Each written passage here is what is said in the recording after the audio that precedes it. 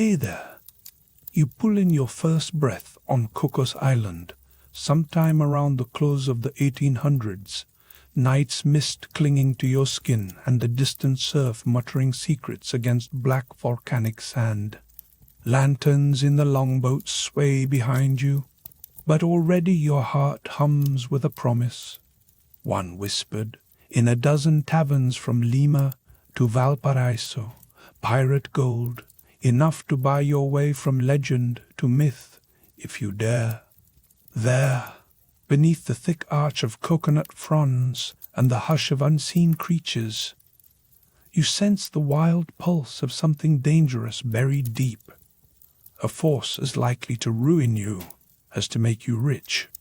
They say the real mystery of Cocos is not the gold, but what it takes from anyone brave or foolish enough to pursue it. Tonight is only the beginning. By sunrise, you'll stumble on a detail in a ragged diary that will twist your quest in a way no map can prepare you for. If you find yourself drawn to mysteries that keep sleep at bay, and you want more stories that carry you right into adventure, only stick around if you truly enjoy this kind of world. Just before you settle in, drop a quick note below. Where are you tuning in from, and is it a midnight hour or bright afternoon? We're all night voyagers here, creating a circle beyond distance. Go ahead, dim the lights, get comfortable, and begin this winding journey. Gold, obsession, and the foggy line between them on Cocos Island. Cocos Island, Pacific Ocean, late 19th century. It's you, a battered satchel, and the quiet rhythm of your own anticipation as your boots find the edge of the sodden sand. No path, just tight-packed coconut trunks, and a forest so dense every step swallows you in green. From the moment you step away from the boats, the place feels half real. Sea mist beads on your hair. The air is slick with brine, and the shadow of something ancient hidden beneath the surface rot.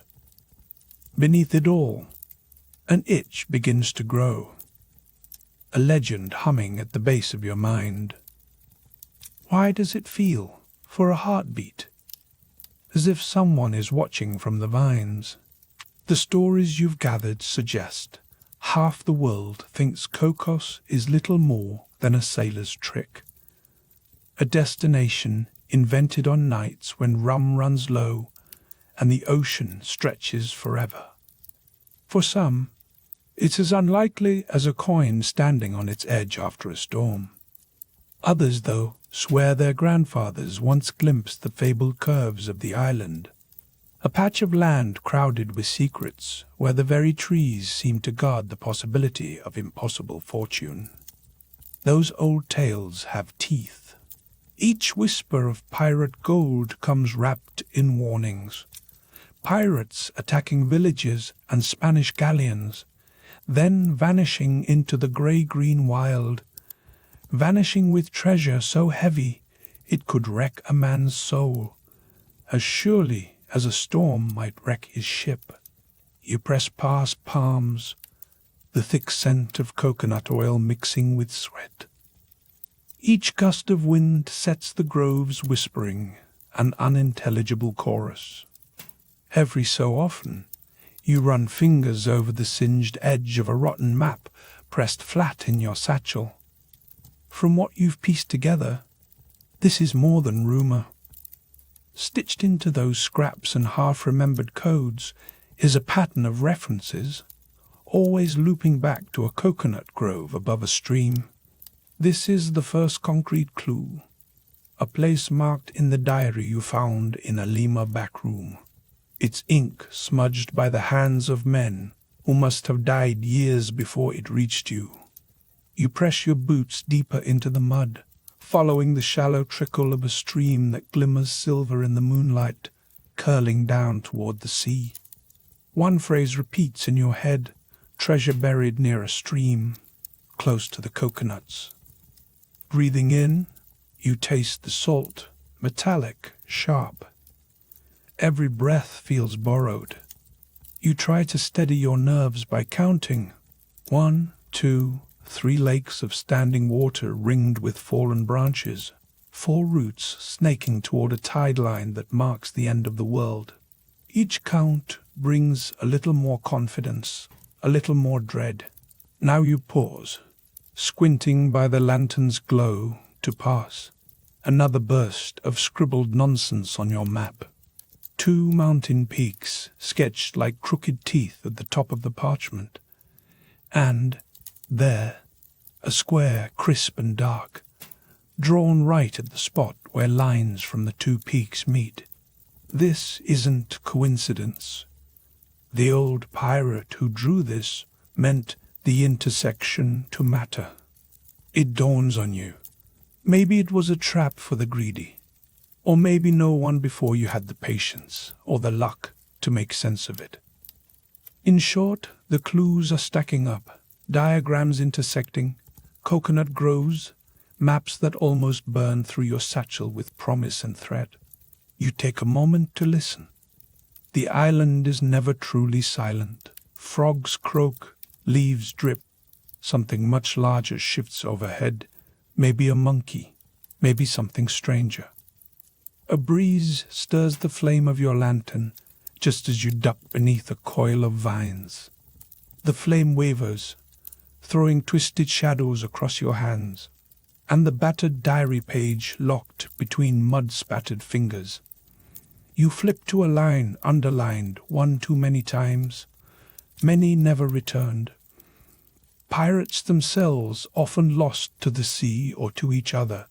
Every second of their bones swallowed by Cocos, never to see their gold again. A ripple of doubt flickers across your chest. All you have are scraps, stories, diagrams, the scratch of sand inside your boots. But another part of you, the part that dragged you here over thousands of miles, tightens its grip. You know fortune has teeth. You just need to decide, is this the beginning of your legend, or will you join the ghosts of the island, remembered only as another failed soul? Fog thickens. The air grows heavy with the promise of rain, so close you can taste each droplet before it falls. You press further inland, boots pulling free, with a wet pop at every step. Breathing slows. You catch, half buried under a scatter of palm fronds, the glint of something metal, a rusted tool, or a coin, or just a mirage conjured by a mind running on exhaustion and desire. You lunge forward, heart pounding, only to discover it's a battered copper token, stamped with a mark you swear you've seen in the margin of your map. A surge of anticipation rockets through you, the way it might when you spot a familiar logo on a crumpled ticket in a wallet years later, a modern echo for an ancient game. In short, this could be the first real proof. The implication's not in your stomach. You are closer than you thought. The rush fades, replaced by a new question. How many others have gripped something just like this, only to lose courage when the island pressed back? For every success story, there are 100 whispered warnings. Pirate crews who vanished or were swallowed by greed long before you. You weigh the token in your palm, feeling its heat cool against the damp of the island, the metallic tang settling on your tongue alongside a deep chill. Pattern, interrupt. As you crouch over the copper, the forest grows deathly still. You become aware, in a flash, that the rush of water has disappeared. All you hear is your own heartbeat, thundering in your ears, and the delicate snap of twig behind you. The atmosphere thickens. Each breath becomes an effort. Is the island watching you through the trees? Or is paranoia the true price of ambition here? You rise slowly, copper pressed tight to your chest. In the half moment before you move, rain finally breaks.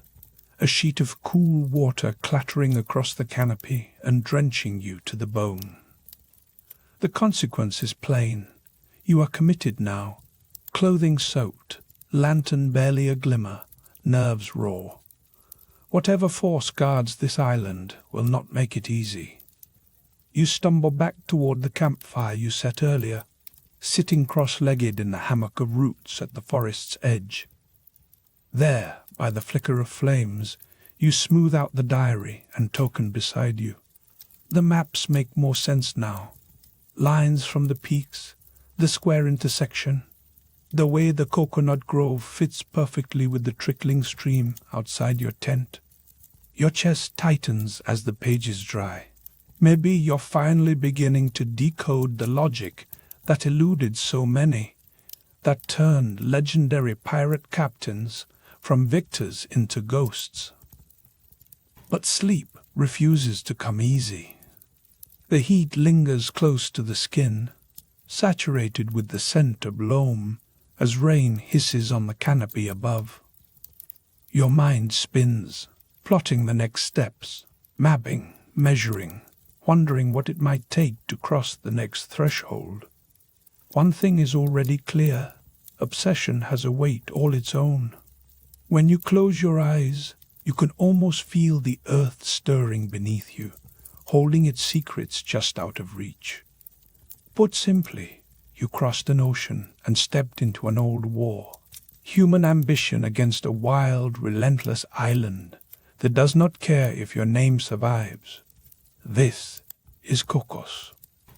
Your legend starts here, with coin, map, and the tantalizing bite of possibility. And when the morning finally breaks through the last of the rain, you will meet eyes with another.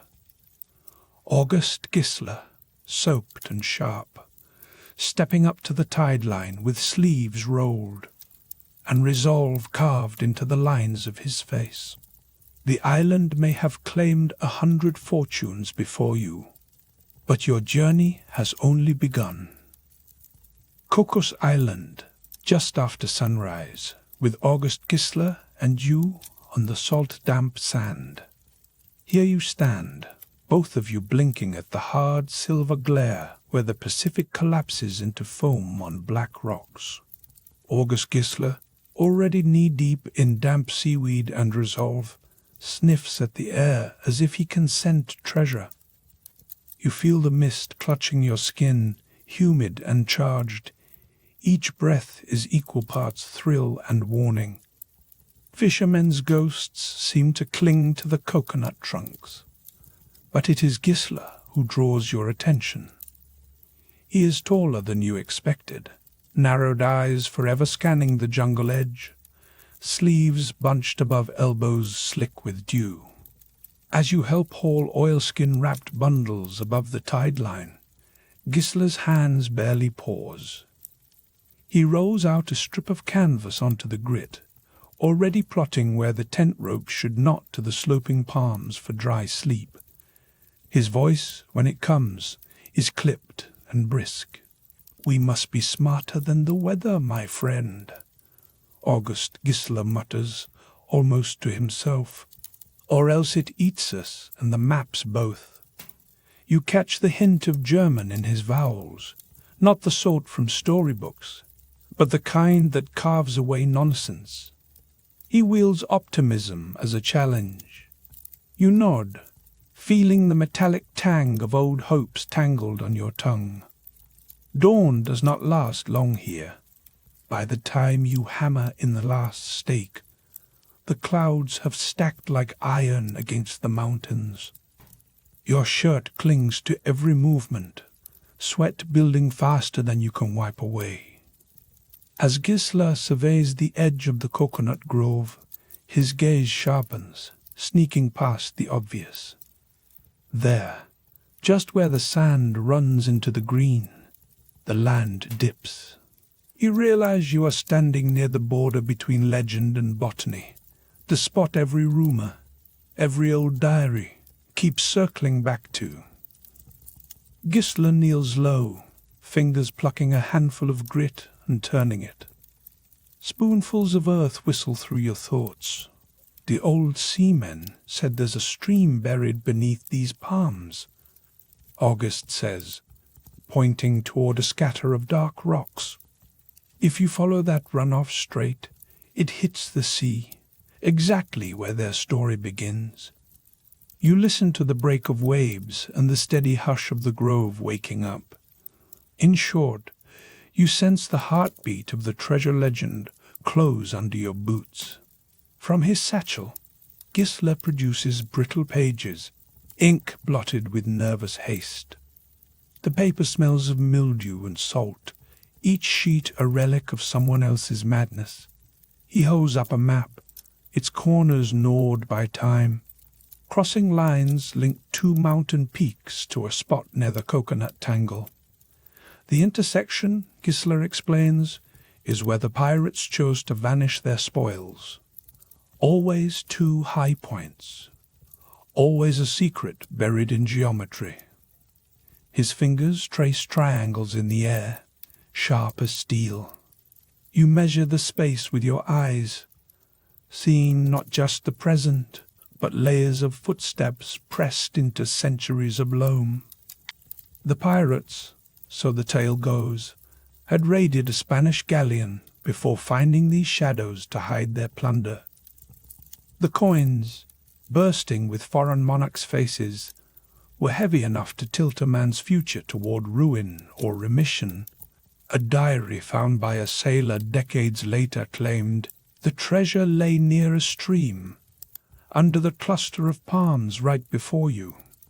The logic of the hunt takes hold. You begin searching for clues beneath the coconut fronds, brushing aside broken husks. The ground is slick, sweet with decay, and the scent of damp earth and iron fills your head. Years seem to compress into single moments. Every old scratch in the bark or stray pebble feels like it could be a marker, a sign you are not wandering for nothing. The fatigue is creeping in already. Sweat stings your eyes. For a split second you wonder if obsession starts softly, the itch behind your ribs, the promise that only one more clue will make the rest possible. Gisela pauses next to you, elbows resting on his knees. There were always two dangers on these islands, storms and other men. Both can wipe you from the map faster than you can open a chest. A sudden gust tears the page from Gisela's hands. Both of you scramble, tripping through thickets and twisted roots, mud saturating every seam of your boots. You catch the paper just before it hits a stagnant pool, hands shaking. For a heartbeat, everything stops except for the echo of panic in your collarbone. Put simply, every map is only as good as the person who can keep it dry. Gisela kneels down by the stream's edge, using the rescued map to study how the land curves. You kneel beside him. The water, running thin and brown after last night's rain, catches flecks of gold in the morning light. Or maybe that is just your longing shifting the colors. The air here holds a metallic scent, and you realize you are sniffing for more than coins. The ghost of possibility is everywhere, as insistent as the biting flies. Much later, as you sit in the tangled roots, Gisela shares a revelation. You know, sometimes it was not just galleons they raided. The pirates hit coastal villages too, and anyone unlucky enough to resist found themselves in the same shallow graves. No man here ever became rich without first learning to be cruel. His tone is casual, but his stare pierces through the trees as if expecting those pirates to slouch back into view. For a long moment you just breathe the steam-heavy air, feeling the island press against you from all sides. Even the silence is physical here, broken only by a distant falling branch. Twist. As lunch approaches, a new sound interrupts, the hollow thunk thunk of a tool against stone, coming from deeper in the grove. You and Gisela both freeze. The realization hits. Someone, or something, else is in the hunt. You share a wary glance, hearts drumming in two staccato rhythms. There are more seekers of Cocos gold than just the two of you. Your nerves sizzle. Gisela lowers his voice, urging you to stow the map and keep low. A spike of adrenaline makes the world maddeningly crisp. Sweat shivers down your back, but curiosity battles fear. The metallic taste of anticipation is sharp in your mouth. You do not approach, not yet. Instead, you memorize the rhythm of the sounds, slow, careful, purposeful. No animal in these jungles has reason to dig like that. At the edge of the grove, a breeze carries the aroma of old rope and burned meat. Someone else's camp, the smallest sign that your secret hunt may already be compromised. In short, the story has widened, and paranoia is now a teammate. Gisela packs away the diary, eyes narrowed at every shadow. "If we want any chance," he whispers, "we have to move before sunset. There's nowhere safe once night falls." You swallow the warning and scan the tangle of brush for any glint of movement. The stakes become more than just legends and coins. There is the chance of discovery, and the certainty that you are not the only soul willing to risk sanity and safety in this relentless wild. Just before dusk filters blue across the mountain line, you gather near a damp pit where the soil smells coppery and raw. No chest, only roots and stone, yet something in the shape of the land suggests centuries of secrets still hiding out of reach.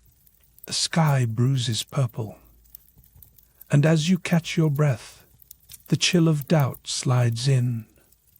The question is no longer just where the gold glimmers, but whether you will ever walk away from this place unchanged. You shift, the ache of effort in your muscles, as the rain threatens another soaking, and the air thickens with unsolved mysteries. The promise of the treasure is not fading. It is only growing heavier. Somewhere under the gathering clouds, the anonymous diggers are waiting. And as Gisela lights a tiny oil lamp beside the fluttering campfire, shadows leap and dance over both your faces. In the rising hush, you feel the wild weight of obsession settling in, unanswered questions humming as dusk swallows the coconut grove. Cocos Island, nightfall, 1902.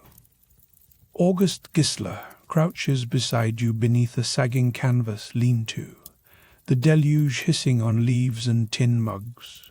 His battered lantern flickers across both your faces, mingling sweat and rainwater. Over the din, Gisela leans in, eyes bright with old secrets.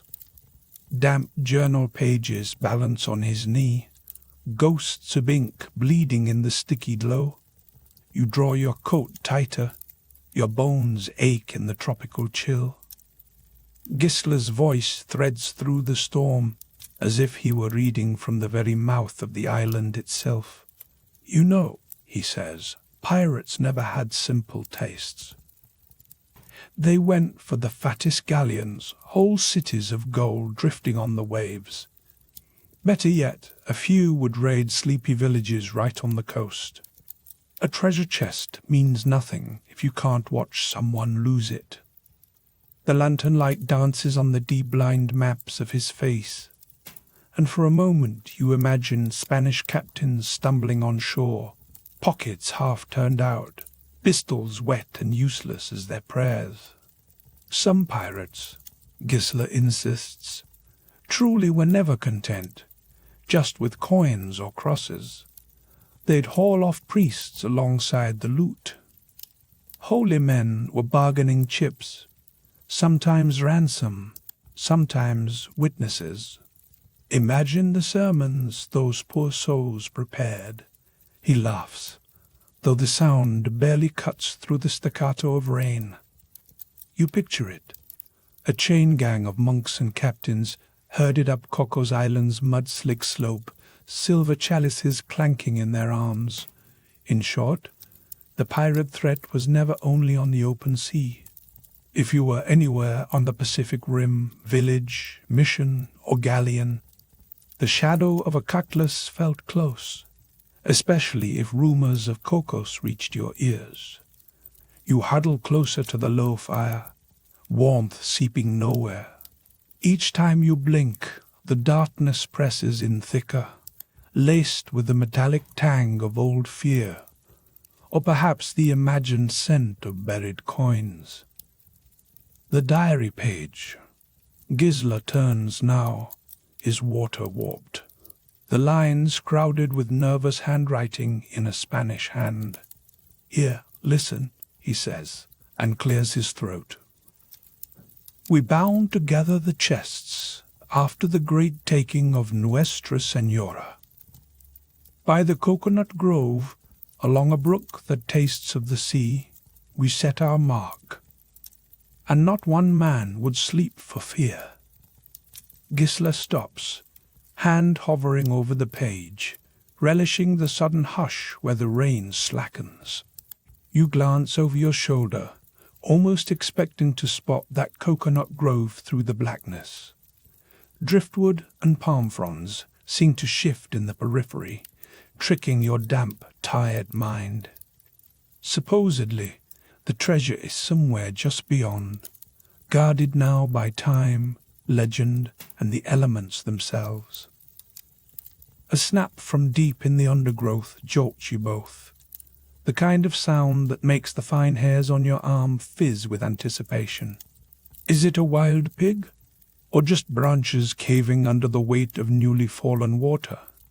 Whatever the culprit, you remember stories of failed treasure hunters, scores lost to fever, misstep, or the island's quiet appetite for secrets.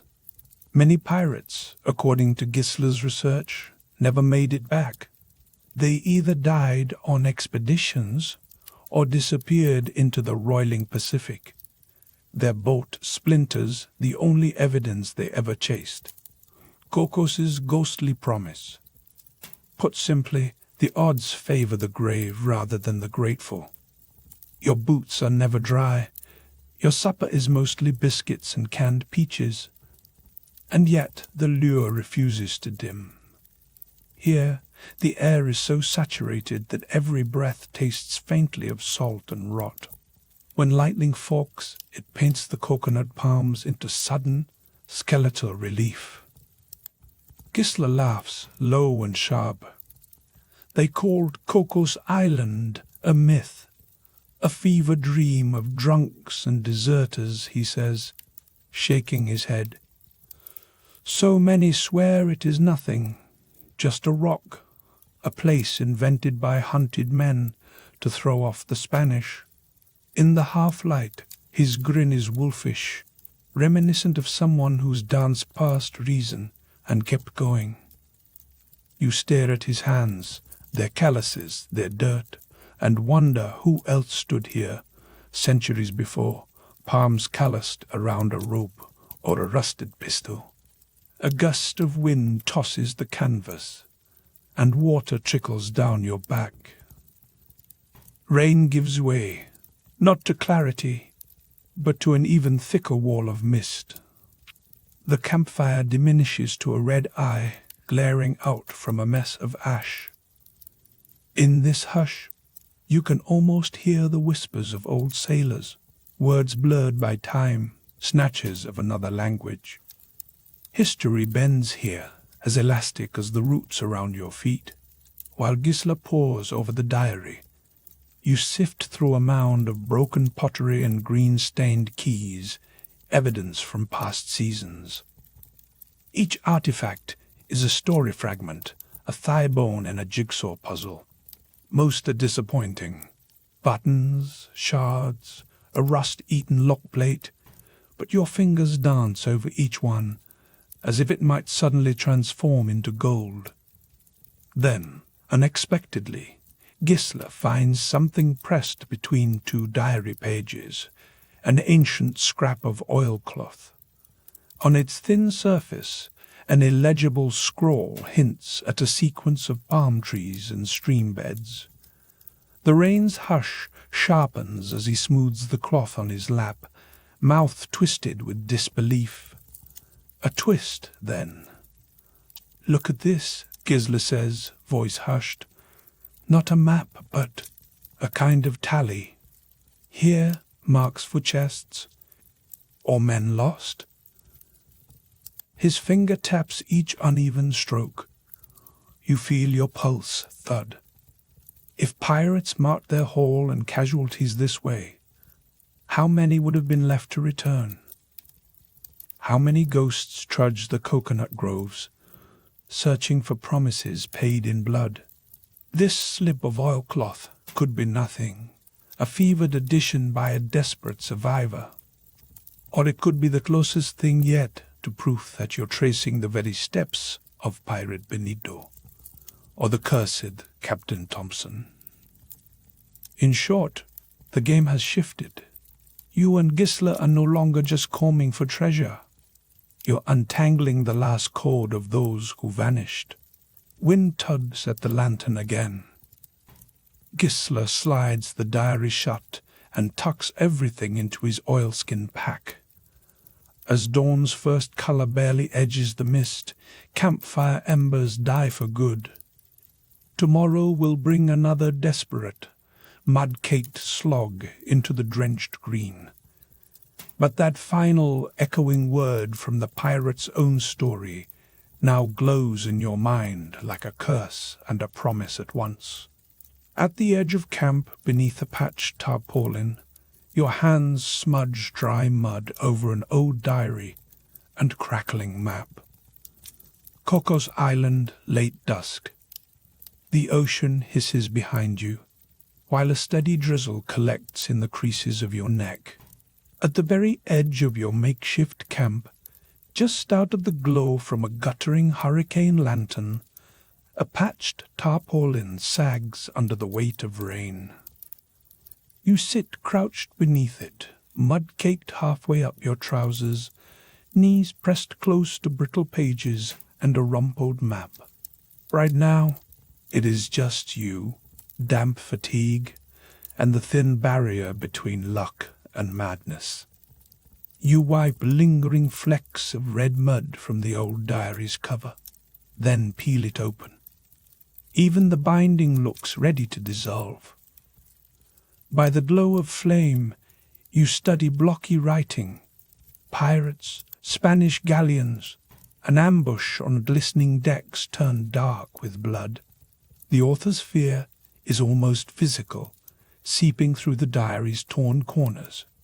He claims treasure was buried in a frenzy, feverish with panic after their capture of a Spanish galleon went sideways, and half the crew vanished overboard with gunshots in their back. Put simply, this is the kind of clue that keeps your hands shaking long after the rain turns cold. You lean closer, map unrolled beside the diary. There, a distinct square, scrawled at the spot where two crooked lines, traced from the twin mountain peaks, intersect on the faded parchment. Anyone who has spent 17 years listening for ghosts beneath palm fronds would recognize the geometry. Someone marked out a crude triangulation, just scientific enough to whisper hope at you in the dark.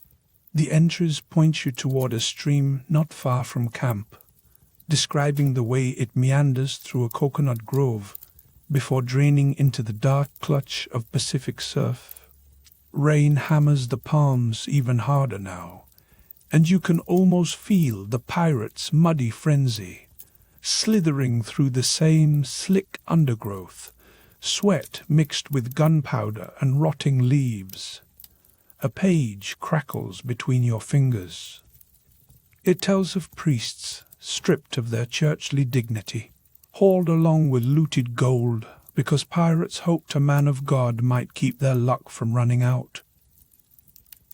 It is a detail so odd and desperate it leaves a metallic taste on your tongue, like biting an old coin, searching for authenticity. You squint at another line. The same pirates, restless after towns on the South American coast, attacked merchant ships and galleons, tearing through cargoes of silver and silk, then vanished into the cloud-shrouded teeth of Cocos Island's peaks. Sometimes the diary's ink runs, words flowing into meaningless pools, as if the tropics themselves want to wash the secrets clean. Just then, the rain tapers. The heavy air lifts you sense fleetingly, the very theft the island inflicted on its thieves. The writer's tone shifts. What began as hope dissolves into suspicion, then dread.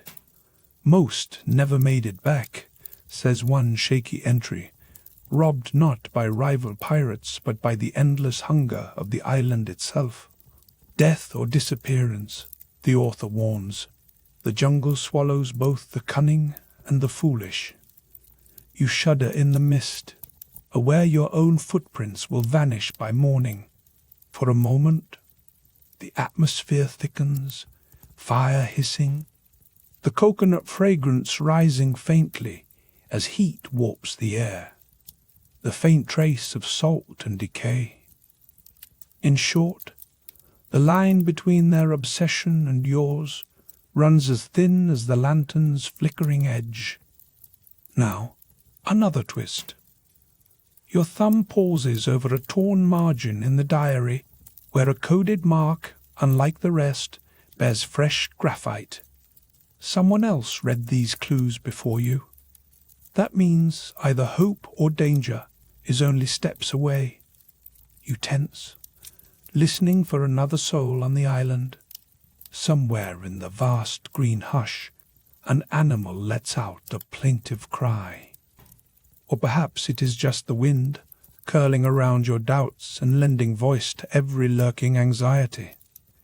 You flip back to the map, eyes darting from that square near the confluence of peaks to the description of the stream.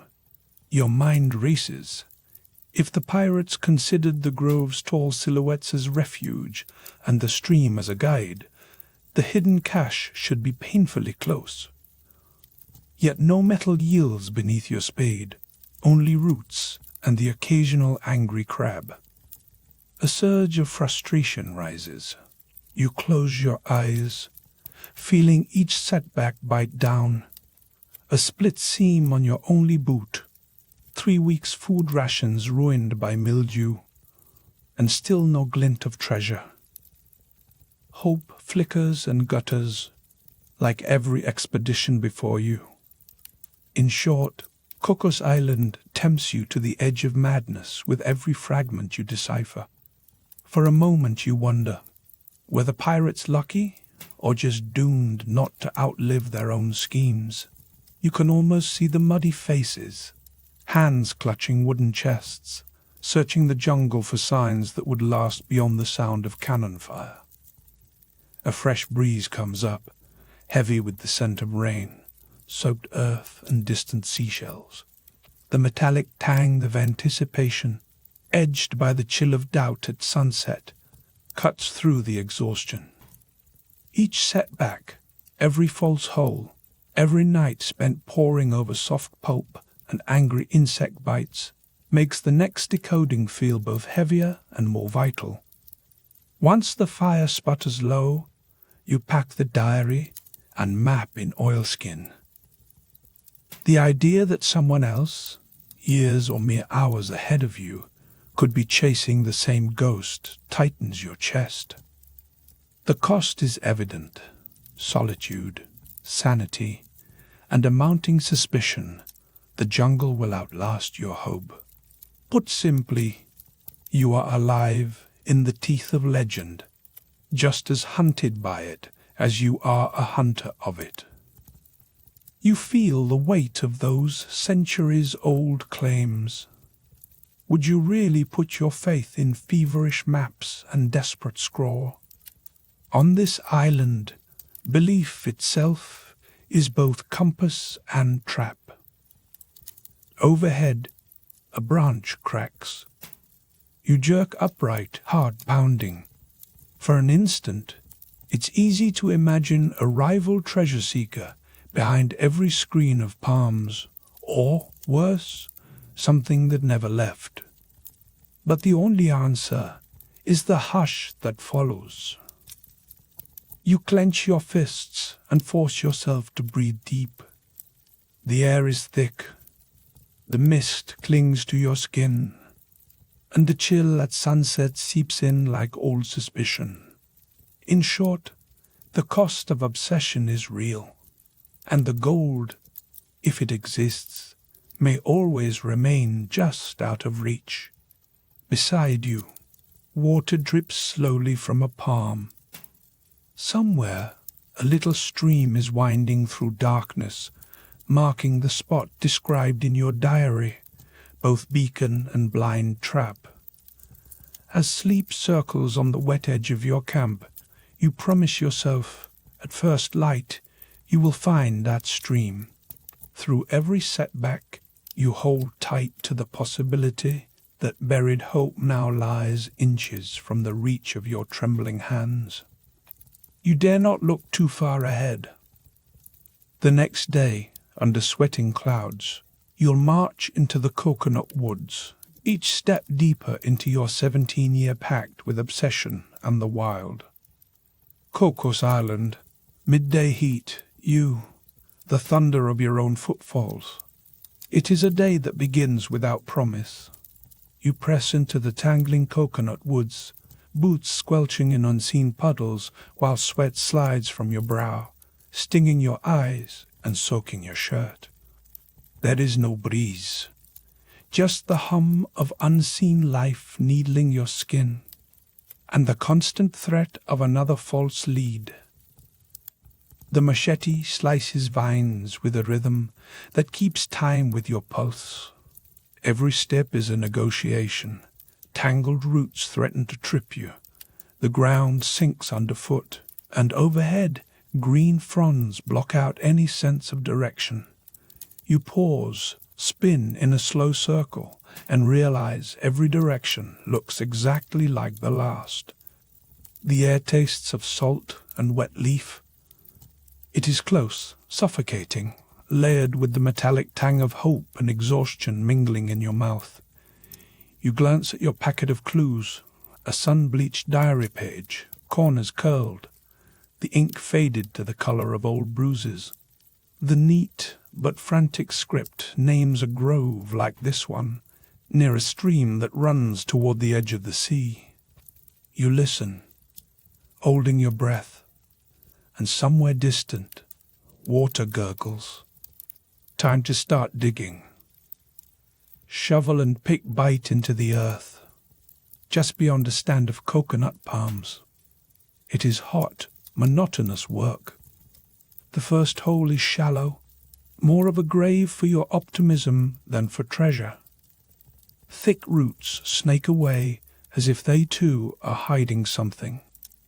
Mosquitoes descend, drunk on the scent of your sweat, scoring tiny victories against your exposed skin. You dig again between two ancient trunks. Each scoop brings up black, fertile soil. Not a hint of gold, not a glint of anything man-made. The outlines of a familiar refrain work into your mind. Perhaps today will be the day the island relents. But the only thing revealed is the depth of your own stubbornness. Evening sneaks up, along with the dull ache in your legs and arms. Grey mist drifts through the trees, curling over your hands and tools. A sudden gust rattles the canopy. The pit you made is as bottomless as your doubt. Taking a seat on a fallen trunk, you pause. Your fingers find the diary, the line about pirates wading ashore, dragging not only chests, but terrified priests, holy men pressed into service as living keys and insurance against curses. You picture their confusion, the clash of sacred and profane under this very sky, centuries ago. In short, the weight of those stories presses in as heavily as the heat. You pace the darkening clearing. Now and then, you flash on images from those old pirate charts, an X at the intersection of imaginary lines stretching from two jagged mountain peaks. You squint, back pressed against a palm. The mountains loom through the mist in the distance, grey shadows painted by the dying sun. A plan forms, one only half mad in your present state of thirst and determination. You scan the tree line, searching for a vantage. Within moments, your half-hearted amble turns purposeful. There is a low rise beyond the clearing, cloaked in moss. Scrambling up, you almost slip, but a root halts your slide. At last, there it is, the stream, glassy even in this failing light. You let out the kind of slow breath one saves for moments when faith needs propping up. A stone, strangely rectangular, caps the far side of the bank. Nature does not favor right angles. You kneel, heartbeat stuttering, as your numb fingers scrape away sediment. Something shifts under the layer of grit, a board, perhaps rotten, but still resisting. For a fleeting second, you dare think this is it. Your hand trembles as you lever it up. Only emptiness gapes below, something once hidden, now long since looted or reclaimed by the island's appetite. The cold hollow in your stomach is sharper than any hunger. Still, a clue is a clue. The wood smells old, heavier than the air, almost metallic beneath centuries of sour earth. Perhaps you wonder, this was not the final hiding place after all, only a waypoint in a thieving pilgrimage. In short, tonight you have proof that something once rested here. That is more than you had this morning. You slump against a nearby palm, skin prickling with both possibility and fatigue. Mist thickens as the sky bruises toward black. Moments later, rain begins, huge drops that slap the canopy in rising applause and send chills crawling down your back. Above the din, you think you hear voices, echoes, or just the island, never quite still. You tug your sodden hat lower and listen for that glimmer of metal or the whisper of a coin's edge in the muck. You find only silence and the rush of the outgoing tide. There is no victory tonight, only evidence, notches cut in stone, a bit of moulded wood, and the memory of lines drawn from summit to summit on old parchment maps. You remember tales of pirates who attacked not just galleons, but whole villages ashore, spilling out into places that seemed safe only until the sails appeared on the horizon. The reminder sits with you, as persistent as the cold in your bones. Put simply, you are still chasing shadows, even if the shadows now seem a little more structured. A flick of lightning reveals the outlines of camp. Shapes lurch in the gloom, and your boots struggle up the path, swallowing each foot in mud and anxiety. As you reach your fire and the heap of supplies, the coconut woods close in. Dinner is a ration boiled to rubber, choked down with water that tastes of tin and tropics. You warm your hands against the fire and flip through the diary again, searching for something, anything, to make sense of the failures. The air shifts, colder now, and that metallic tang returns, more memory than substance. Rain hisses against the flames. Doubt coils in your stomach, not quite nausea, more like a chilly echo of lost odds. You wonder, for the first time, whether the treasure itself matters any longer, or if it is the hunt that has become the prize. What drove those priests, carried off through these groves, to endure? And what drives you, hacking through a nightmare of paradise? Off in the distance, thunder grumbles. The map rests beside you, edges charred from the firelight. You watch the flicker, considering routes, intersections, plans you've tried and discarded. The urge to quit hovers, and then is chased off by the hard edge of dawn's promise in the east.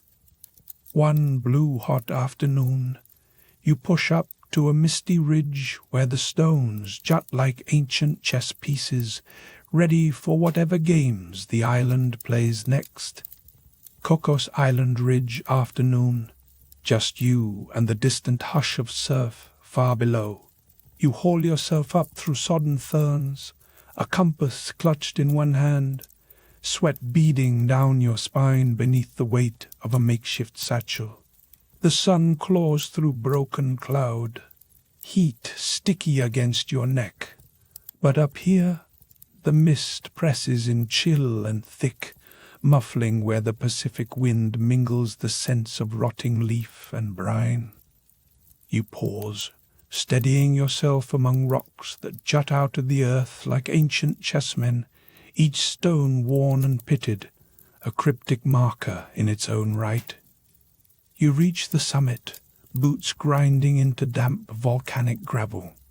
According to a battered German map you found months ago at the base camp, this spot should hold the secret geometry to pirate legend, the fabled crossing point of two mountain lines, mapped out long ago with more bravado than accuracy. You turn in the silence, holding up the faded page so the inked lines line up, one edge anchored to the jagged peak at your left, the other stretching off toward a hill lost behind swirls of fog. The theory is simple, at least when the mapmaker is not lost in his own cunning. Strike a line from this peak to the next, then match it with a second diagonal from another mountain. Their intersection, the lore promises, cradles the heart of the pirate horde. Today, shifting your feet to find the invisible cross, you find nothing simple in its execution. The lines meet somewhere near your wet boots, and that is all certainty offers. You measure angles using a length of twine and a ruler, the surveyor's tricks clumsy from too many retellings. The most valuable tools are not your instruments, but the hunches that nudge your hands just a little left or right. You lay stones into a squared outline, hoping that sketching the phantom box will summon guidance. To stand here and play pirate cartographer, you feel as much inventor as discoverer. You channel the minds of long-vanished thieves who, rumor has it, buried their fortunes after taking a Spanish galleon just offshore.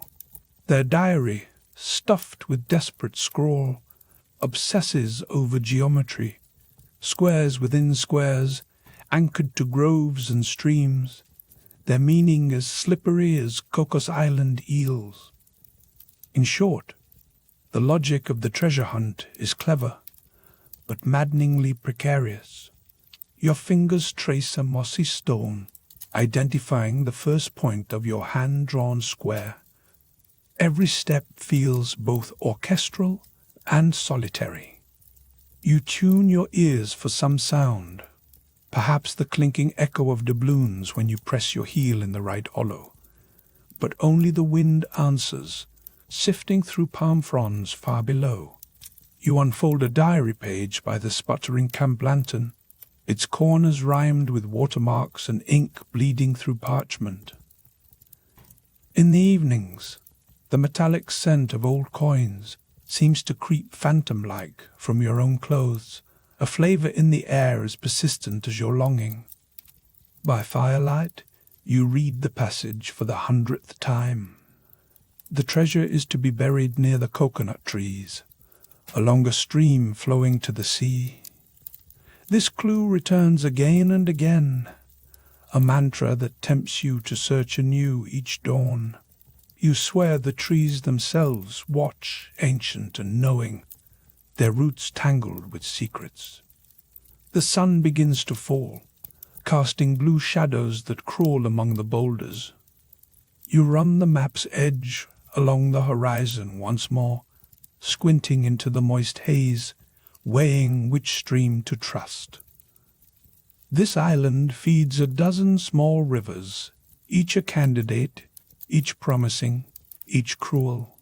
You pick your way down, boots slipping through wet foliage, aiming for a ribbon of brown water that gurgles toward the breaking surf at the shore's edge. The closer you get, the more the air grows, salt-heavy, and the more you see how jungle and ocean blend into a labyrinth built for hiding, not revealing. A sudden gust teases the map from your grip. You snatch it in time, but your heart taps out a rhythm of panic. The diary entry teases, this time, so close to the actual coconut grove, and so near the water's end. You press on, knuckles white around your machete. At the edge of a clearing, you catch a glimpse, rank upon rank of spiky palms, their trunks crooked and interlaced, coconuts spilled into the mud like brown cannonballs. As you push forward, you stumble across the jagged remains of another camp. Rusted tin, a torn bit of canvas snagged between branches, a spent cartridge. You imagine other seekers who slept here, dreamers who traced the same calculations, only to lose themselves in hunger or mutiny. The metallic taste of fear and hope mixes on your tongue. Rumor whispers that many pirates failed to reclaim their vanished wealth, ending their days marooned, drowned, or carried off by fever before the island ever gave up a single coin. You kneel and search the earth with aching hands. The ground here is thick with roots and fallen husks. You dig, not quite believing, not quite able to stop. The chill of doubt creeps in with the twilight, settling across your shoulders as the sky dims. You try not to flinch at the silent dare that the island seems to throw your way. How many before you, you wonder, stared at this same square of mud and quit? The light is fading fast, so you prop your tools aside and light a scrap of candle wax. The flame wavers in the wind, conical and uncertain. You scan the ground for some sign, a disruption of soil, a marker, the glint of iron. Suddenly, under your boot, you feel a hollow thud that travels up your leg like the sound of possibility. You kneel, scrape away the earth with trembling fingers, and uncover only a rotten coconut shell, cupping a family of hardback beetles. The only fortune here, the lesson to keep looking. You sit back and breathe, the metallic damp air heavy on your lungs. A faint sound, maybe thunder, maybe the exasperated cackle of a parrot, reminds you that storms gather here with little warning. You stuff the diary back in your satchel, pressing your palm over the brittle page. You have earned little more than another lesson in patience. In short, as day slips away, you sketch a few last notes, adjusting your surveyed square by a few feet, staring out at the coming night. The logic grows more intricate, your time more precious, the stakes, years spent, even your grip on your own story, ever sharper at the edges. Still, you cannot help hoping that tomorrow, in a new patch of earth beneath these ancient trees, the lines may finally cross at something real. Put simply, the land does not yield its legend today, but obsession sharpens your senses, and the game goes on. Cocos Island, late afternoon. The rain-soaked campsite is silent except for you and the echo of dripping leaves overhead. Moss-laden branches droop around your improvised shelter, nothing more grand than a canvas sheet, stretched between two leaning palms, its edges so tattered by now, you recognize each tear as an old insult from the last storm. Weeks have bled together in this saturated jungle. Your boots are sour with swamp water. The canvas maps have taken on the crushed fern color of the groves, and you move among spirals of damp rock, patterns that no one but you would ever interpret as meaning. Survival and obsession have braided into the same rope, tugging you through each day's slow grind. A pot over the campfire spits out a stew of unrecognizable island beans, coconut scrapings, and the occasional frustration. Hacked root. By sunset, you've become fond of the way the salt-slicked air burns your skin. It distracts from the thought that you have not found even a single gold coin. Not yet. Not today. Condensation traces runnels along your maps at night. The ink blurs in places, but one line remains. The coconut grove marked on an old sepia diagram, a stream curling toward the coast. Supposedly, that is where the treasure is concealed. But over weeks of searching, the grove itself seems to migrate, different every time you wheel around the river's elbow after a rainstorm. Each tree bears the same green crown, each trunk the same battered scars, and yet you keep returning, compelled by what the diary suggested, buried not far from these trees, beside the stream that gives up no secrets. If this is a puzzle, you suspect the solution may well outlive you.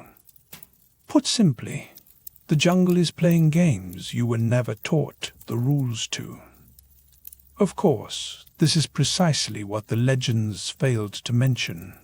The pirate tales sizzle with the promise of quick fortune. Gold so abundant it could be scooped by the fistful, if only you had the map. But the true torment is repetition. Now, in the thick tropical heat, you trudge the same sodden paths, dawn after dawn, hearing nothing but the cackling of distant birds and the solitary rasp of a machete through undergrowth. The metallic scent you sometimes imagine, sharp, electric, like rain on old iron, never lingers when you lean close to the earth. It's only wishful thinking, not the aroma of centuries-old gold. This island has eaten better men alive, you remind yourself. Evidence is scattered everywhere, not only in the half-buried shards of old bottles or the brittle edge of a Spanish coin you once found near the cove. Rumors haunt the perimeter of every thought. Pirates, having buried their treasure, lost at sea before they could reclaim it. Adventurers who mistook bravado for luck and perished just shy of victory. Spanish galleons stormed and priests marched off alongside casks of treasure, leaving only whispers in the humid dusk. But for you, the protagonist cast into all this, legend is no longer the point. The air here is thick as fever, and the challenge has a taste, bitter and vital. One evening, after a particularly drenching downpour, you hunker by your fire, turning the diary over in your hands. Your campfire casts long, wild shadows, flickering across the canvas and catching on the page margins. You study that line again, the treasure, said to be buried between the third coconut in a row and the stream, sheltered from the sea wind but close enough to hear the waves in the hush of the night. Your hands shake, partially from hunger, partially from anticipation, as you stare into the numbers and sketches. Could it really be that simple? A miscounted coconut tree? A bend in the stream you overlooked for weeks? Doubt is a living thing here. Its chill, always lurking, by sunset. It creeps along your arms with every lost minute. In short, obsession has become the only sure companion. The night presses in. Mist creeps among the fronds like a rumor that refuses to die. You crawl into your shelter, smoke, stun and sore, listening to fat raindrops hissing into the embers. There's a mounting sense that something, a breakthrough or perhaps a disaster, is prowling just out of reach. You remember what you read about earlier treasure hunters, how they vanished, swept away by fever or madness or the tides. You always thought you were tougher, more logical, less likely to believe in fairy tales. Yet here you are, clutching disintegrating parchment, muttering the word obsessions as a mantra, and gambling your years on a grove of indifferent trees. Pattern interrupt one morning. You wake to find the normally tranquil stream swollen and brown, tearing out a new channel overnight. The rains have shifted the very earth. Trees you swore stood in one straight line yesterday are now tipped askew. Roots are exposed like the bones of some enormous beast.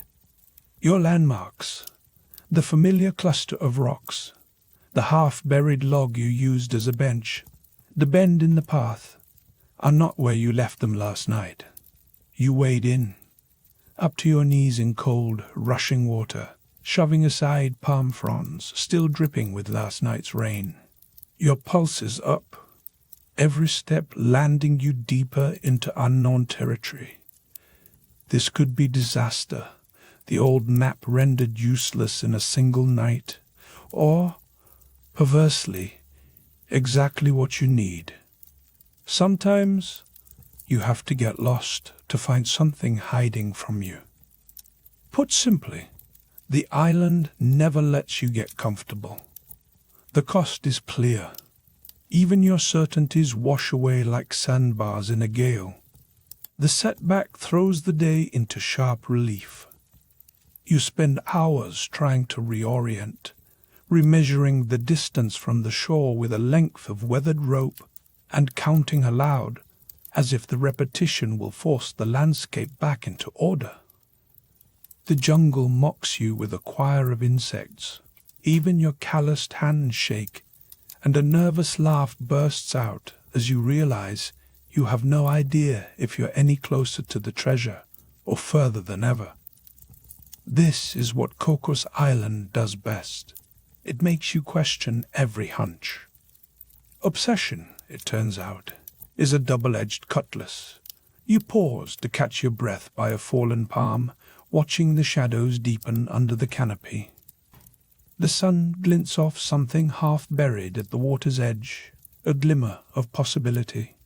Your heart hammers as you lurch forward, scraping the muck away to reveal only a battered buckle, not gold, but the artifact of some other poor soul's wild hopes.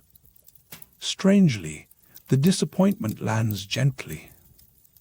The real treasure in this moment is continuity. If others reached this very spot, failed and left, maybe you're closer to what they missed. Night comes again, heavy with rain, and the world shrinks to the warp of your canvas, the metallic trickle of droplets down the tarp. You repeat the patterns of your search, sketching the grove, marking the stream, letting your mind loop over each possible clue as the campfire burns down. In short, you have become someone who would rather suffer sleepless on this island than give up the hunt to someone else. The stakes are not only measured in gold coins or Spanish doubloons, but in the slow erosion of your own certainty. Dawn is a grey, milky veil, pressing the world quiet. The call of distant birds seems even lonelier than before. You gather your gear just as the wind shifts, sharper and more insistent, carrying with it the scent of salt and something electric, a wild warning borne from across the ocean. The hurricane season barges in, nights roaring with rain and wind that snap branches and threaten to collapse your shelter. Cocos Island, September twilight. You kneeling inside a battered canvas shelter, the storm just beginning to snarl overhead. It's hurricane season, and tonight the wind feels personal, howling like a warning from the old pirates themselves. Every gust shakes the coconut groves, rattling your meager shelter and pelting the canvas with fat, insistent drops. Alone, you grip the edges of your battered journal, pages full of nearly illegible clues and hurried sketches, while water pools around your feet. At first, you try plugging leaks with tree bark and even the soles of a ruined boot, but the rain always finds a new route inside. Your hands smell like wet earth and old canvas as you shift the packs, hoping to save your few dry supplies. In the flicker of a stubby candle, charts are spread across your lap, each line and scribble rewritten so many times you half dream them, half doubt them. The Pacific storm outside only amplifies that feeling.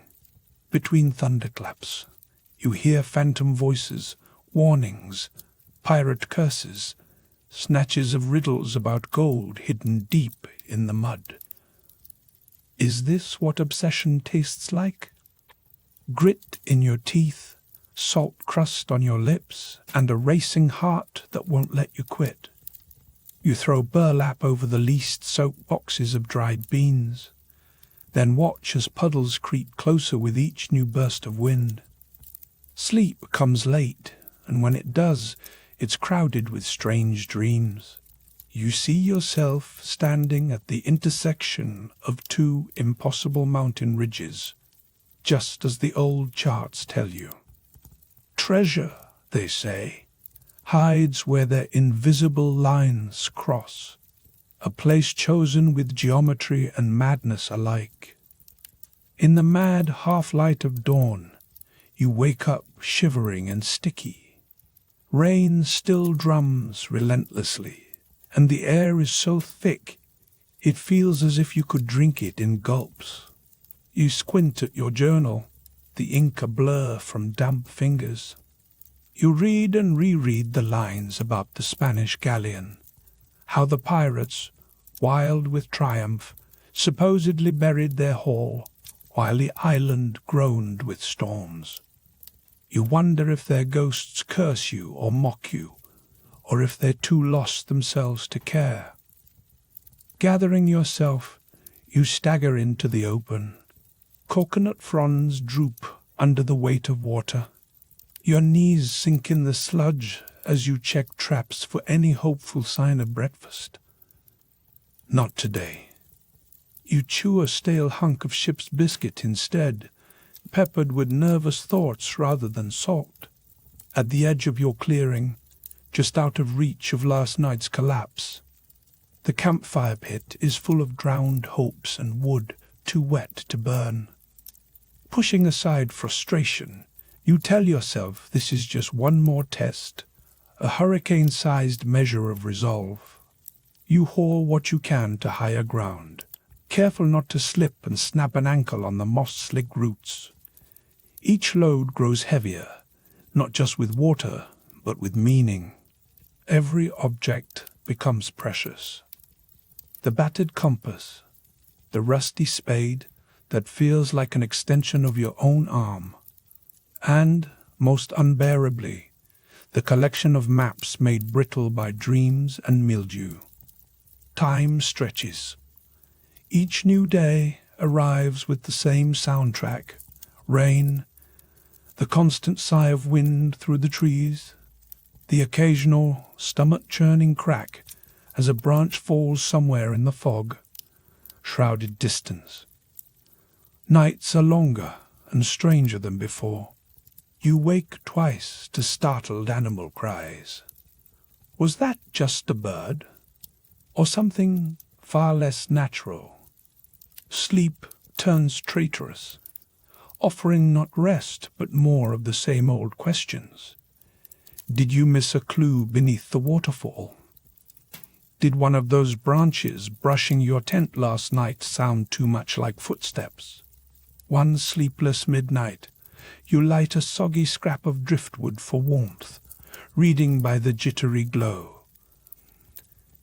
The diary entry you keep, returning to whispers about pirates dying, desperate to reach their treasure before the sea claimed them.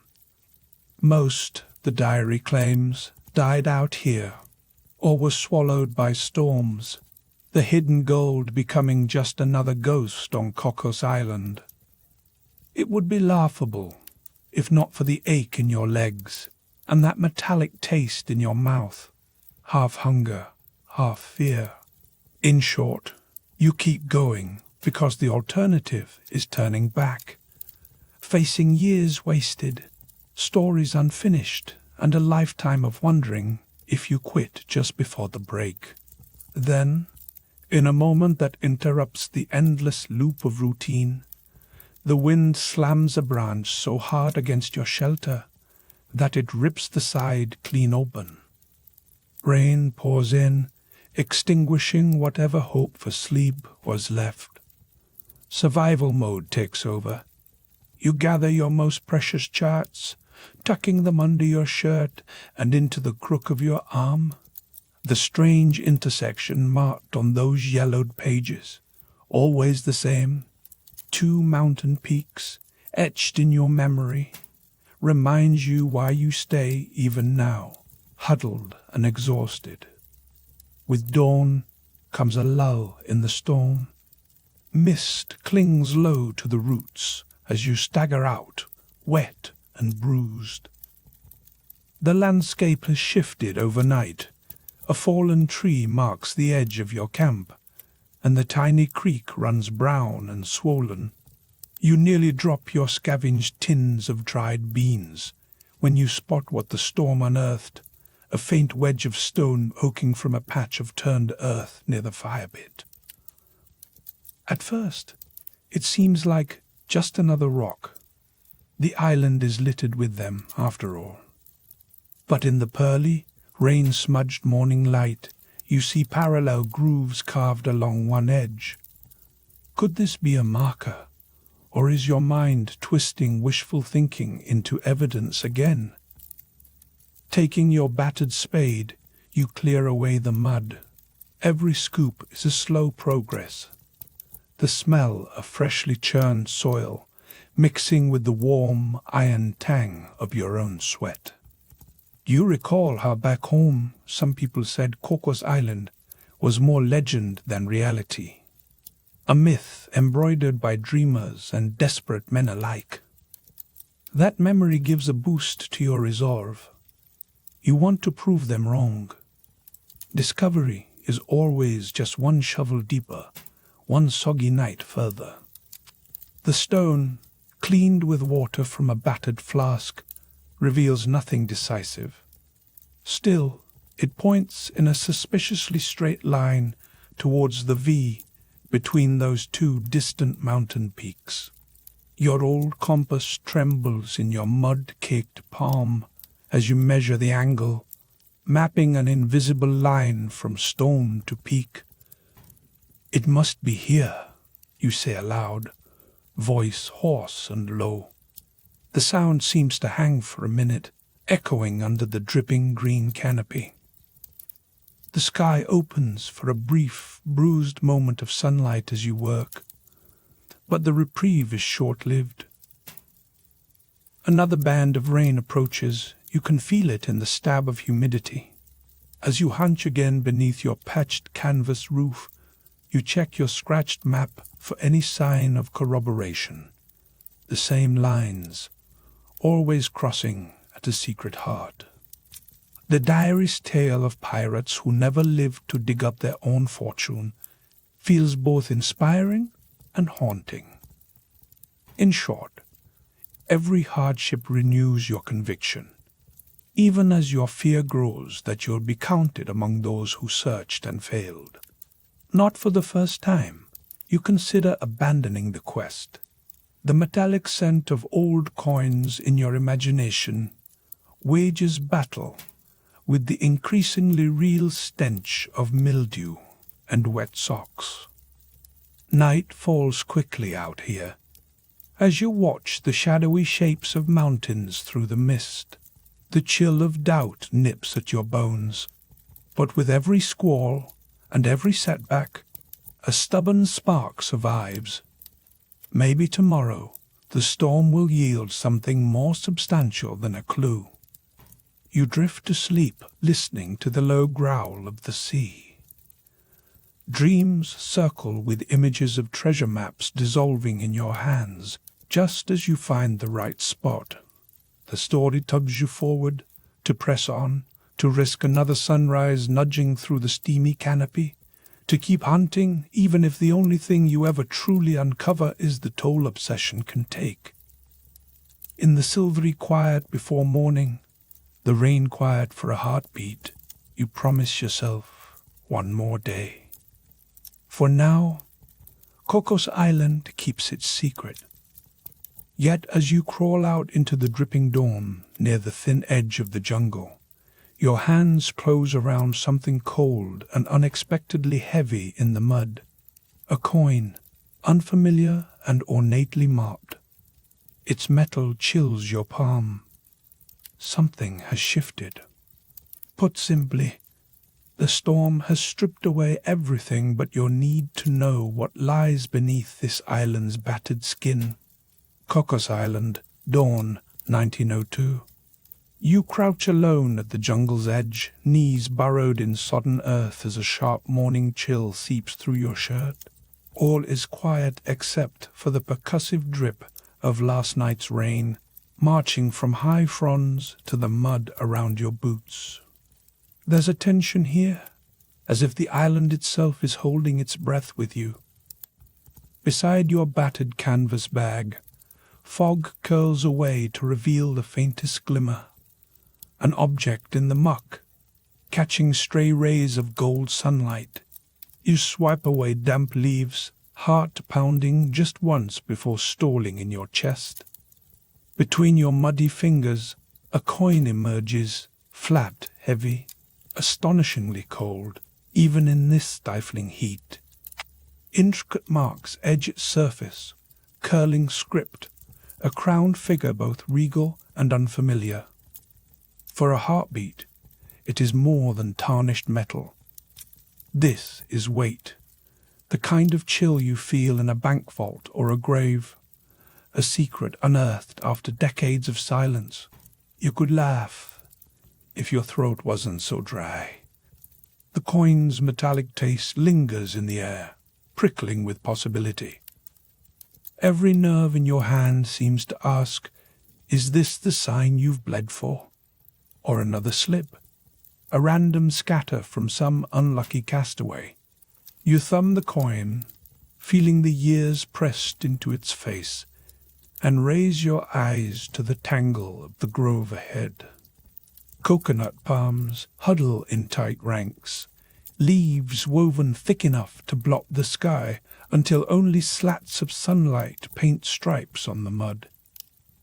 Beyond, 2 mountains pierce the mist, their ridges as sharp and improbable as the corners of a child's treasure map. It's here that legends converge, a place marked by the intersection of lines, where desperate mariners once traced cryptic routes, angling for the one square of soil worth more than any king's ransom. These twin peaks are more than scenery. They're signposts for obsession.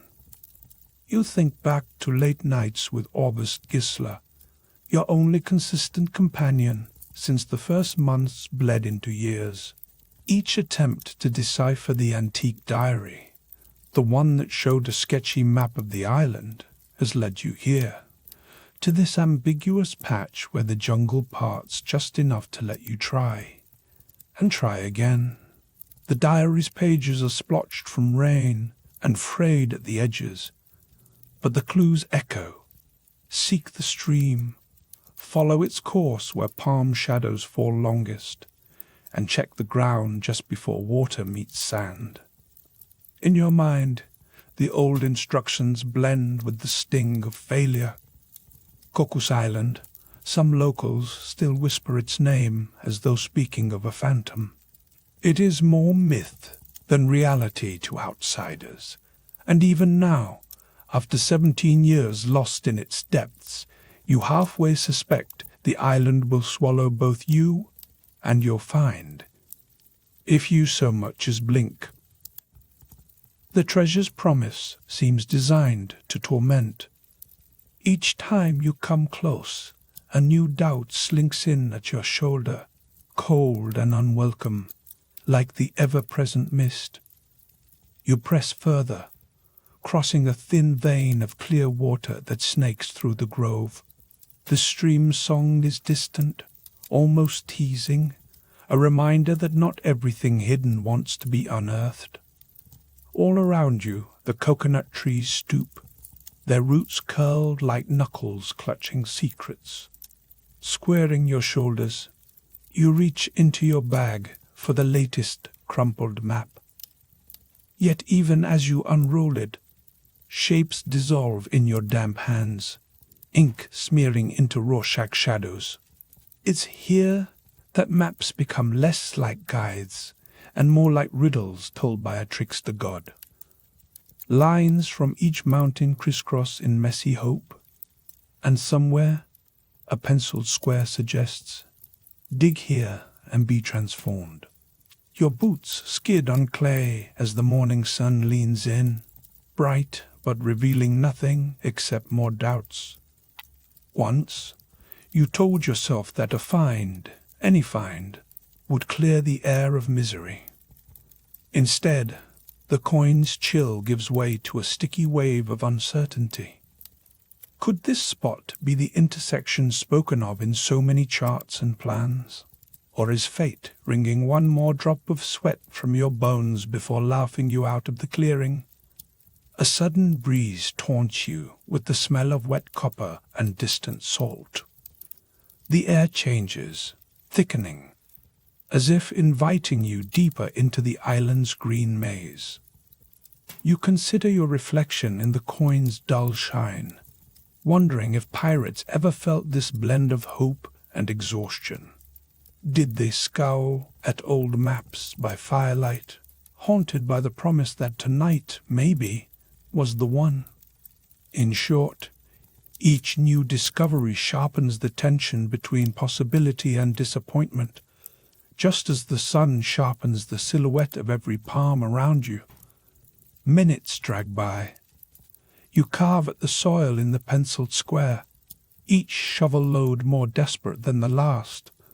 Hands sore, sweat trickling into your eyes, you pause to listen for the sound of metal beneath earth. Instead, there's only the sound of another coconut thumping to the ground behind you, startling a flock of unseen birds into frenzied motion. Hope wavers. This place is relentless, and Cocos Island feels less like a stage for fortune than a trap for the hopeful. Suddenly something clinks, not gold, not a trove, but broken rust. You scrape away mud, revealing a fragment of a rusted lantern. For the briefest moment, self-doubt has you wanting to fling the coin and the map straight into the stream. Then a glint. Not far from the lamp's remains, an odd depression in the earth. You dig with your fingernails, heart thudding hot against your ribs. Another coin comes up, thinner, clipped at the edge, stamped with strange marks, its history unreadable. The metallic scent thickens. The air around you is ripe with old secrets. But this pattern is familiar. It's as though the jungle tosses you breadcrumbs merely to lure you deeper.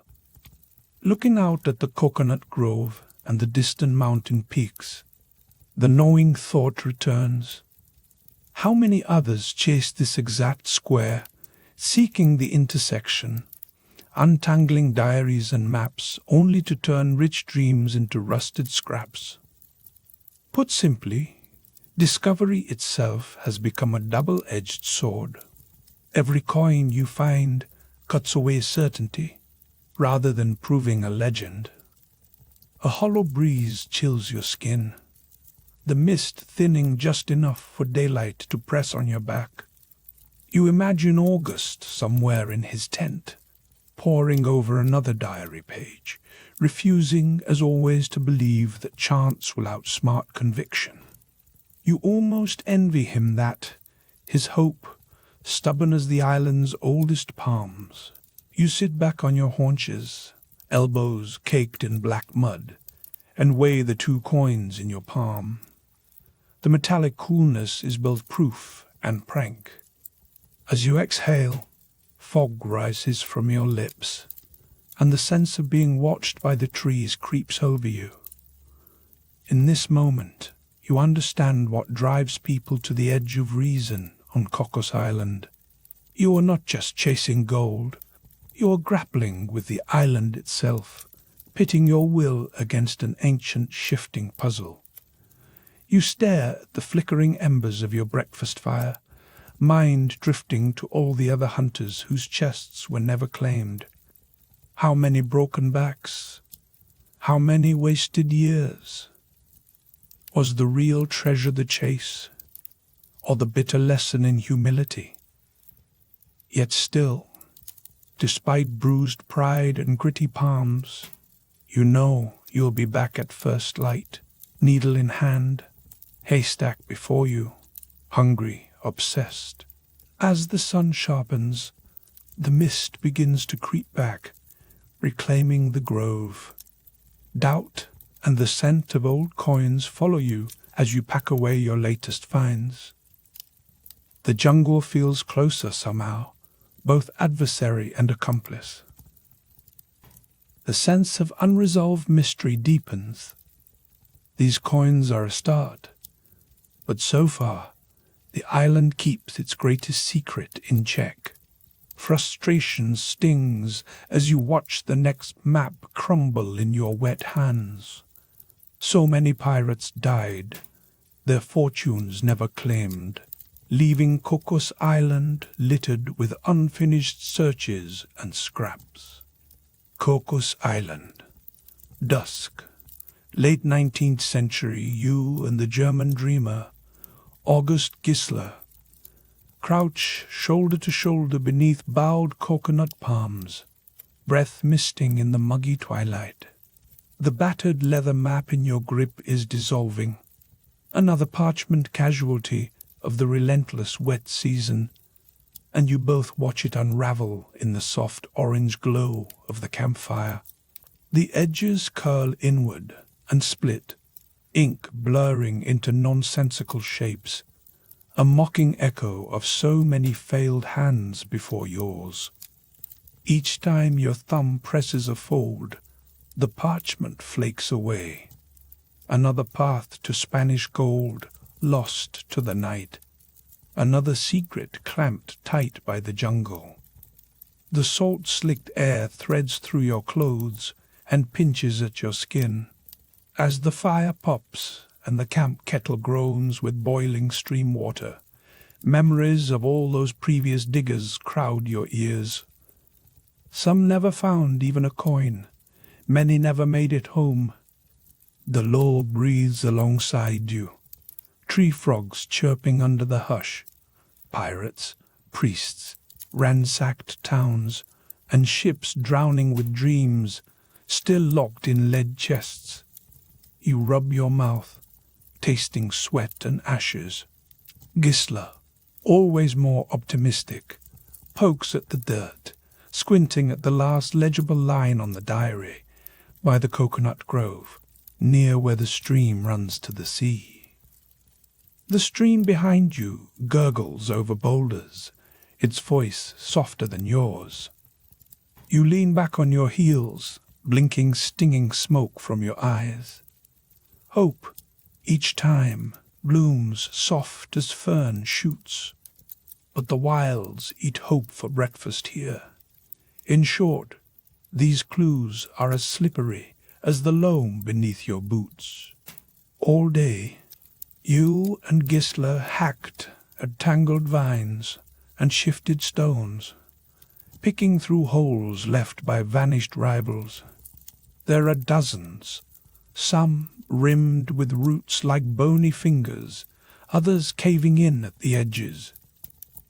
The jungle is littered with scars, every shallow grave a testament to ambition, outpaced by either nature or madness. You tap your chest, feeling the cold trail of sweat beneath your shirt. One wrong move, and you could be another footnote, swallowed whole with nothing to show but a ruined spade and soggy boots. Cocos Island is a siren, close enough to drive men mad, distant enough to make the hunt a living myth. Some say the whole place is just a trick of the mind, a legend spun up in smoky taverns to sell cheap maps and expensive hope. But obsession sharpens your senses. Every snap in the brush could be a sign, every off-angle stone a coded marker. Then there's the coconut grove. You joke that you know more about coconuts, how they taste, what they hide, how a falling one could kill you than any pirate ever did. Your hands are chapped and your nails rimmed with grit. Again, you smooth the map on your knee, the wrinkled, waxy sheet now barely readable. A string of numbers looks promising, but as you try to trace the line to the stream, rain spatters across the parchment. With each drop, ink surrenders to the elements. You glance at Gisela. He murmurs, half to himself, about Catholic priests spirited away by cutthroats and pressed into service, not just for prayer, but to bless treasure chests or read omens before gold vanished forever beneath these palms. It sounds improbable, but here, every story is just one revelation from truth. Inside your boots, water squelches with each nervous step. That stream remains, a slender silver ribbon, the one constant as coconuts thud from above and jungle leaves close in tight. You test your memory. How many times has a map lured you here, only to serve up root and stone? At the edge of the grove, you kneel and push earth aside. Dampness invades your palms, bringing up a metallic whiff, sharper than anything alive. For a heartbeat, you imagine coins, their edges dulled, secret histories etched into their skins. You dig faster, adrenaline and old anxiety battling for control. Then, as your trowel scrapes something hard, your next breath catches. Is this another buried anchor? A Spanish doubloon? No, it is something equally frustrating. A smoothed river stone, positioned just so, as if marking a spot. You turn it in your palm, but there are no carvings, just erosion from centuries of rain. You and Gisela trade exhausted looks. Another false start. The stream giggles in the bloom. In short, you are chasing ghosts, and the jungle knows it. The campfire has burned down to coals. You slump on damp logs, pockets weighted with disappointment. Your skin is sticky, but under it, dread seeps in colder than rain. How many others walked away on nights like this? How many now fertilize the roots beneath your boots?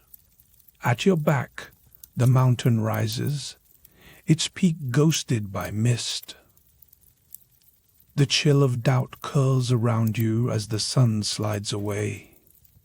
If even pirates, with all their cutthroat grit, vanished without finding their riches, are you chasing a curse or a future? Before you can mourn the wasted effort, a sharp cry cuts from the underbrush, a macaw. But the sudden sound brings you snapping upright. Even silence here feels personal, the jungle watching, daring you to continue. Gisla cracks a half-crazed grin. You still want to check that ridge tomorrow before the rain returns? You answer without thinking. Whatever else, tomorrow is another spin of the wheel. But tonight, you press your hands together over the tattered map, noticing for the first time that one corner, crimped and stiff, doesn't match the grain of the others. Prying it gently, you tease away a sliver and discover a faint charcoal sketch underneath, nearly invisible where ink has bled away. A second map, inside the first. Your pulse thuds in your throat, hope swelling again, ridiculous but real. You catch Gisla's eye and show him a new possibility, cut from the carcass of failure. Put simply, just as the island threatens to swallow your spirit altogether, it spits out a new thread of hope. Maybe most diggers vanished without glory, but you, at least for one night, are not done yet. Your mind races as clouds close in and darkness thickens, the outline of the hidden map whispering of another secret beneath these haunted trees. Somewhere, a trail runs on. You don't know if tomorrow brings fortune or madness, but you feel, with each clammy breath, that Cocos Island is not through with you. Cocos Island, dusk, alone at the ragged edge of your latest pit. The rain slackens, but the mist still clings, its breath wrapping cold around your neck. The earth at your feet is saturated, the color of old coffee and grease, and every motion of your battered spade sinks mud past your boots. With each swing your body complains, a dull ache in your back, a sting at each raw knuckle, and yet you keep digging. Because if you stop now, what exactly has all of this been for? The air here always tastes of salt, and something metallic, sharp on the tongue like old pennies. Your campsite in the coconut grove smoulders behind you, its lone lantern flickering as if it too doubts the purpose of another night's vigil. You are, for the 100th time, entirely alone with your thoughts, and the ghosts of those you once tried not to envy. The pirates, the scavengers, the priests carried off by men with pistols, and a curious sense of economics. Each day of this quest, the world has shrunk just a little more, bounded now by slime-slick roots, tangled vines, and the shifting, fever-addled certainty of a map tucked in your pocket. Once, what you held in that trembling hand shimmered with promise, intricate lines radiating outward from mountain spines, triangulated hope scratched into yellowing parchment. According to legend, and according to that map, somewhere there is a point where imaginary lines from the twin peaks intersect, a place marked by a perfect square drawn right around the crossing. In this square, the stories claimed, the dirt would give way to the kind of gold that could correct the world's injustices, or simply buy you more ink and ship's biscuits. But gold remains stubbornly mythic, and the dirt just keeps coming. Again, your spade bites into something hard. You hesitate, frozen.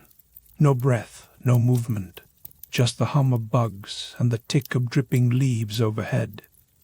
You kneel, heart ratcheting, hands shaking as you brush mud from what proves to be another damned root, slick and fibrous, as defiant as your own resolve. In short, every promise the jungle gives, it snatches back just as fast. The pattern is always the same. You sleep not out of want, but because your body crashes face first into exhaustion. You dream in loops, maps morphing, lines curving back on themselves, squares shifting into cruel rectangles that never quite fit the landscape beneath your boots. You wake to thunder rattling the tin mug beside your cot, a chill of doubt colder than the dawn mist. Somewhere in the night, you remember the stories about pirates making their own luck by kidnapping priests right along with the loot, not for company, but so the treasure would never be separated from a soul desperate to retrieve it. You wonder if faith changes when a man is shackled to his own gold. You try to laugh at the absurdity, but the air carries only your ragged breath and the hiss of far-off rain. The tension is real. Every decision here is simple and lacerating. Dig deeper or stop. Find gold or give your future to the pit. At sunset you catch your own reflection for a moment in a little pool at the bottom, sallow, eyes encircled with grime, mouth pressed into a line the pirates themselves would recognize. The only company is the squall and your mounting questions. Are you the last fool on this island, or just another name on an ever-growing list? In short, the jungle watches, impartial, amused. Something about tonight is different. Maybe it's that you can feel the seasons slipping, the drenching air warming, the frogs changing their songs from raucous to desperate. Or perhaps it's the calendar itself, your own scratch marks on the inside of your tent, that remind you just how long you've been chasing ghosts and drawings made in someone else's hand. You decide. This is it. One last dig. Sleep no longer matters.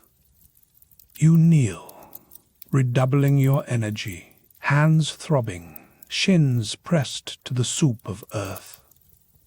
Each thrust of the spade shudders up your arms. You're focused, mind sharpened to a single point.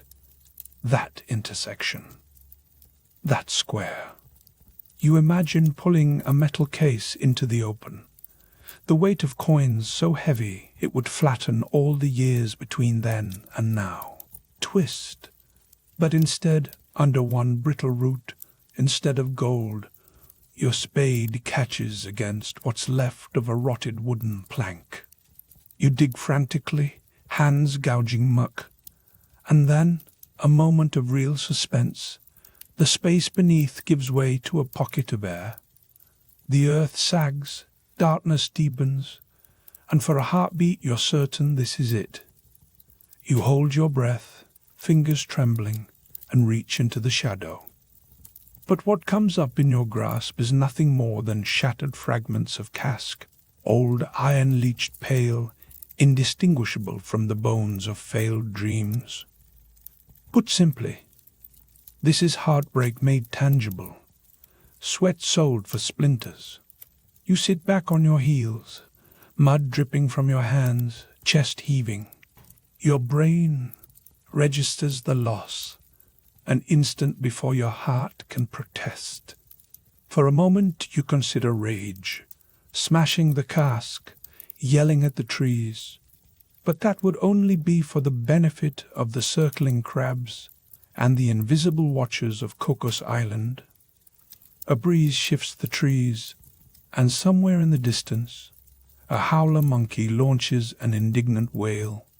The metallic tang in the air deepens, now flavored with bitter irony instead of hope. You take a moment.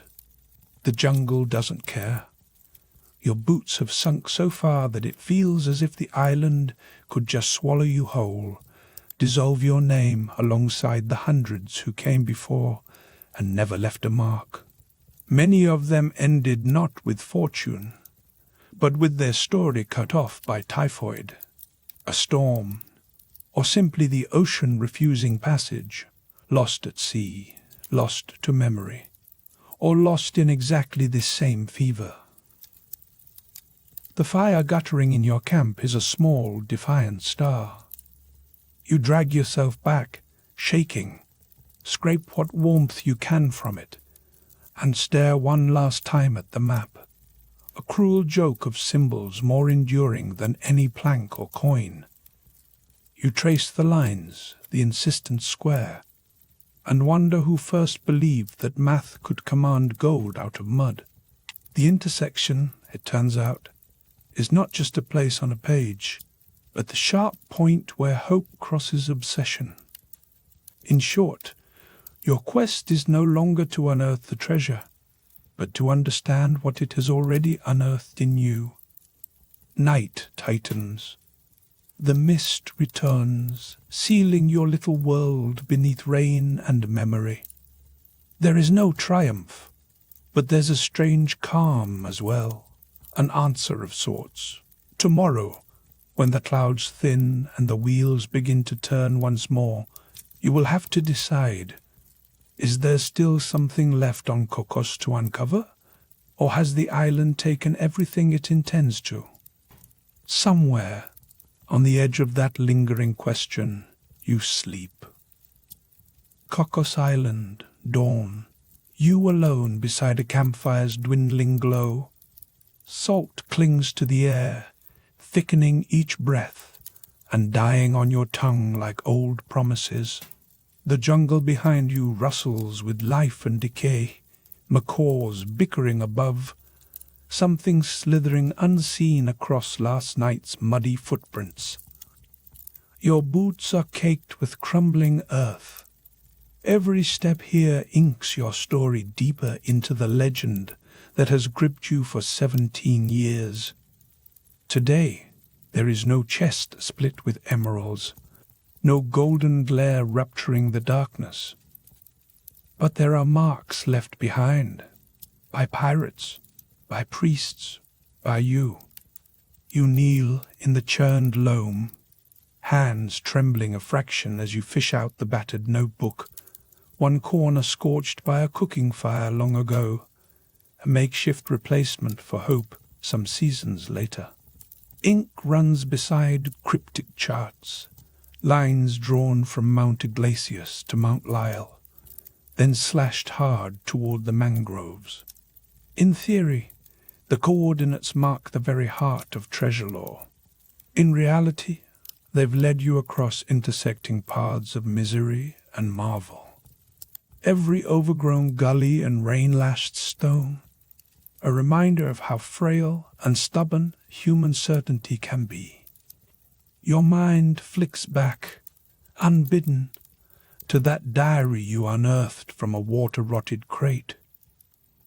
It chronicled pirates grinning as they offloaded Spanish gold, then pressed trembling priests, crosses snapped from their hands, into the dirt alongside the loot.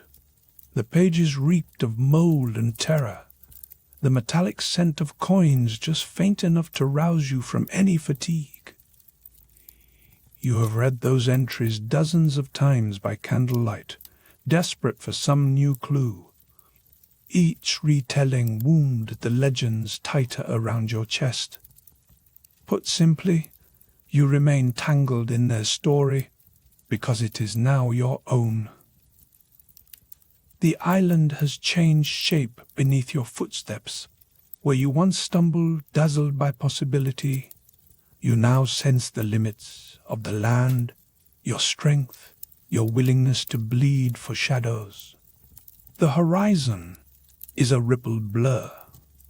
Even the sun feels soft-edged, as if uncertain whether to push through the mist or let you wander blind forever. The world beyond this grove has carried rumors of Cocos Island since the first pirate sails etched its cliffs. Sometimes those rumors included August Gisler's name, the man who spent 2 decades burrowing into the roots of the mountain, orchestrating maps and camps, watching partners vanish into the fog or turn quietly mad. You could say you share some kinship, though you'd rather not share his defeats. Still, every step you take echoes his persistence, each setback painting your face with equal parts, grime and stubborn pride. A twist arrives, absurd and almost cruel. After years of grappling with rusted picks and cryptic Spanish, you finally spot something unexpected. Not a jewel or coin, but a cluster of smooth stones arranged with deliberate care by the base of a gnarled palm. Your blood quickens. The pattern faintly matches a diagram in one of your oldest maps, a cross-section that purports to show where a galleon's cargo was buried deep enough to evade even hurricanes. You kneel, scanning for differences, then dig cautiously. Beneath the first layer is only root and damp clay. A crushed tin cup, a buckle, scraps of something that may once have been oilskin. No gold, not even traces of coins, but evidence that someone else, perhaps a generation past, believed as keenly as you do in this exact spot. In short, each false find tightens both the mystery and your resolve. You sit back on your heels as the mist begins to thin. Golden light diffuses in beams, gilding spiders' webs strung between saplings, illuminating the warped lines of a decaying map beside your knee. The plan is simple, in its way. Follow the lines from peak to peak, measure distance by stride, trust that somewhere the earth still holds an answer. Yet the forest wears your hope down as surely as the rain rots your gear. Leaf litter muffles each footstep. At dusk, the cold sets in. No tropical warmth here, but the damp, grassy chill that runs up your spine. Doubt gnaws at you, quiet but tenacious. You remember an old legend passed from sailor to sailor. Pirates sometimes left not just treasure behind, but their grudges too. Villages burned along Spanish coasts, their gold loaded in a frenzy, their captives, priests among them, kept close for negotiating fate or forgiveness. These stories form the drumbeat of your adventure, each echo pushing you one pace further into the gloom. A sudden crack splits the hush, the weighty thud of something slipping from an unseen branch. Muscles tense, you turn and find only a coconut, cracked open and leaking its sweet milky promise onto the ground. You laugh quietly, both at your nerves and the absurdity of being startled, after all this, by a fruit drop. But the moment carries a message. Not every noise signals doom. Sometimes a setback is simply the island reminding you of its own agenda. Breathing deeper now, you return to the edge of the clearing. You unfold a chart, its skin-like paper trembling in the breeze. Here, at the intersection of 2 hand-ruled lines, an X marks a hope, one as bright now as it was in some pirate's feverish night nearly a century before. The geometry feels almost mathematical, a logic imposed on the unruly land. But the reality is unpredictable, forever shifting. The only constant is your willingness to test each theory anew. Put simply, if there is a lesson, it is that the horizon always recedes, no matter how many leagues you cross. Mist drifts sideways, catch lighting against dew and the tattered edge of your coat. You sense the pulse of the ocean, steady beyond the green wall. The metallic promise of buried coin lingers at the edge of your mind. By now, so does the chill of doubt that creeps with every sunset. The wind carries half-whispered stories.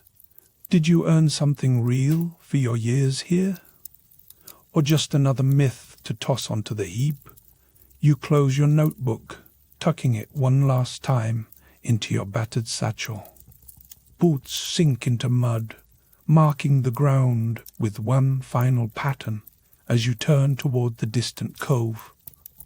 The search has consumed nearly 2 decades, costing partners, plans, and perhaps a few splinters of your own sanity.